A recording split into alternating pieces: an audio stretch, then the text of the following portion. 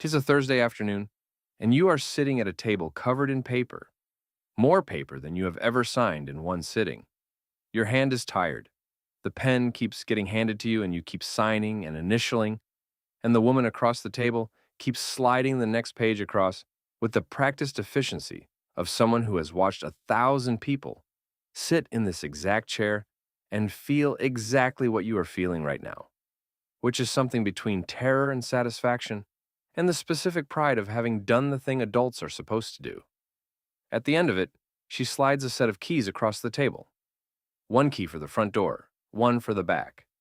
A small one you haven't figured out yet.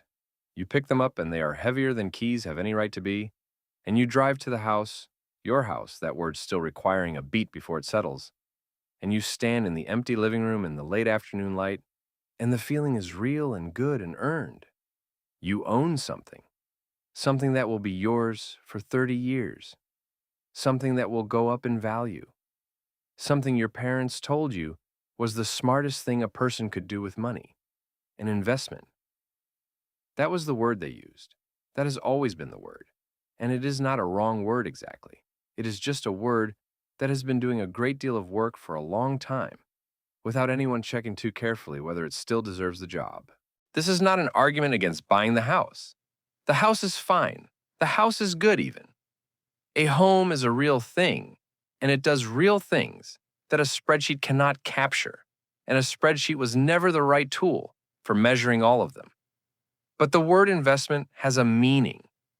It has a specific, technical, unromantic meaning. And for the last several decades, that word has been applied to residential real estate with a confidence that the actual arithmetic has never quite earned. This is the story of what the math says when you run it without the romance. Not to take the keys away, just to understand what you actually bought when you signed all that paper. Here is what the house costs. Not the mortgage, the house. The mortgage is the part everyone calculates before they buy. The rest is the part almost nobody calculates until they're already inside it and the first repair bill arrives.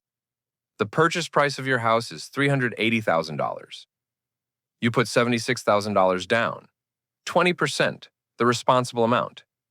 Your mortgage is $304,000 at 6% over 30 years. The monthly payment is $1,823. Over 30 years, you will pay the bank $656,280 for the privilege of borrowing $304,000. The interest alone is $352,280. That number rarely appears in the conversation about what the house costs, but it is real, and it is large, and it belongs in the accounting. Then there is property tax. At an average of 1.5% of value per year, you will pay somewhere around $5,700 a year, rising as the home appreciates. Over 30 years, that is roughly $200,000, though the actual number will be higher. Then there is insurance. Then maintenance. The rule of thumb is 1% of home value per year, which is $3,800 annually at purchase, rising over time. Over 30 years, the maintenance number is somewhere north of $150,000 for a house kept in reasonable condition. Then there are the transaction costs, the agent commissions, the closing costs, the transfer taxes when you eventually sell. Typically, 5 to 8% of the sale price on the way out. Add it together, and the true cost of owning a $380,000 home for 30 years, before you account for any appreciation at all, is somewhere between $1,200,000 and $1,400,000. That is what you are paying for the right to live in this house for 30 years. The mortgage payment is the visible part. The rest is the part the investment argument tends to skip. Now, here's the appreciation. Home prices, adjusted for inflation, have risen at roughly 1% per year, on average across the last 100 years in the United States. Not the nominal price, the real price after inflation is removed. 1%. This is the number economist Robert Shiller spent decades calculating, and it is not the number real estate agents cite when they tell you that homes always go up.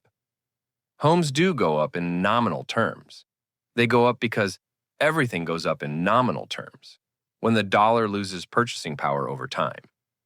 In real terms, adjusted for what money actually buys, the long-run appreciation of residential real estate is modest, unspectacular, and remarkably consistent at around 1% annually. Your $380,000 house, in real purchasing power terms, might be worth around $510,000 in today's dollars 30 years from now. A gain of $130,000 in real terms across 3 decades of ownership, maintenance, and interest payments. Against the cost structure we just looked at, that gain does not survive the accounting. This does not mean the house was a mistake. It means the house was probably not what the word investment implies when used in any other context. Here's the part that almost never gets calculated. The down payment. You put $76,000 into the house on day one. That money is now equity, technically. Practically, it is locked inside the walls of a physical asset you cannot sell partially, cannot access without a new loan, and cannot use for anything else. If that same $76,000 had gone into a total market index fund on the same day, at the historical average return of roughly 7% annually adjusted for inflation, it would be worth somewhere around $579,000 in real terms 30 years later. Not $76,000, not $130,000, $579,000. That is the opportunity cost of the down payment. The money didn't disappear. It bought you equity in a house. But it stopped doing the other thing it could have been doing the moment it crossed the closing table. And the other thing it could have been doing turns out to have been considerably more lucrative than the 1% annual appreciation it purchased instead. Then, there is the monthly premium.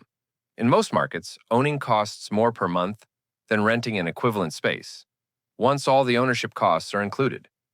If that premium is $400 a month, and in many markets it is higher, and that $400 goes into an index fund every month for 30 years instead of into ownership costs, the additional accumulation is somewhere around $450,000 in real terms. The opportunity cost of home ownership across a 30-year period is not a small number. It is a very large number that lives entirely outside the standard conversation about whether buying was a good idea. Now here's the equity argument, which is the one that usually survives everything else. You paid off the mortgage, you own the house free and clear. It is worth $510,000 in today's dollars. That is real wealth.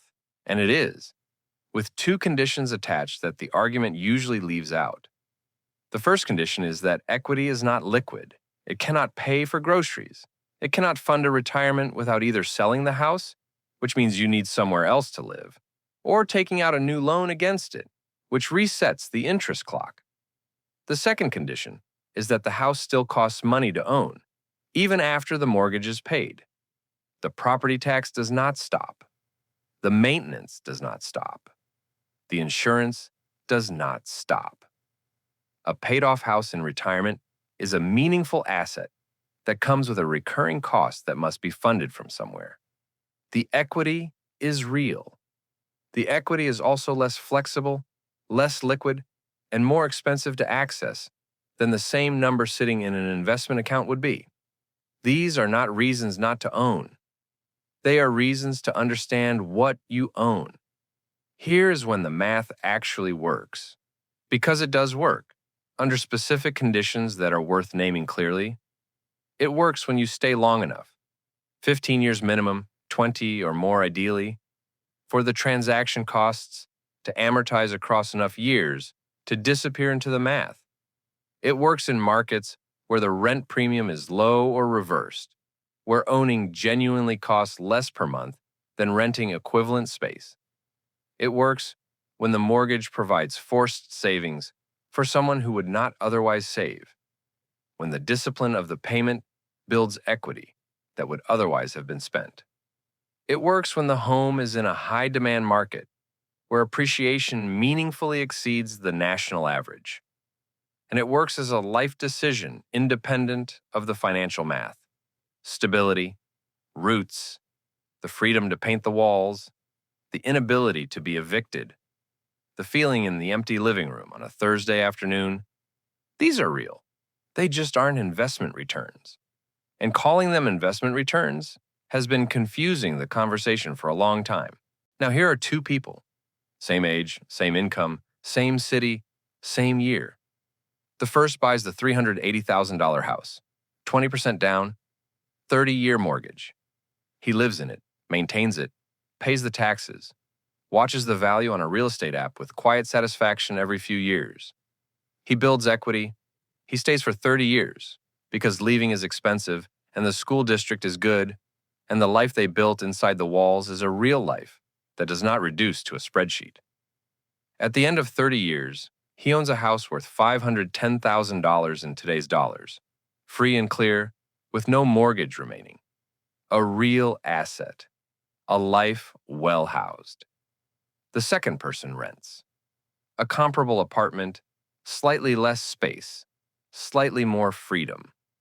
She puts the $76,000 down payment into a total market index fund on day one. She routes the monthly difference between her rent and what ownership would have cost, around $400, into the same fund every month for 30 years. She never owns a home. She has moved twice, each time without the transaction cost of a sale.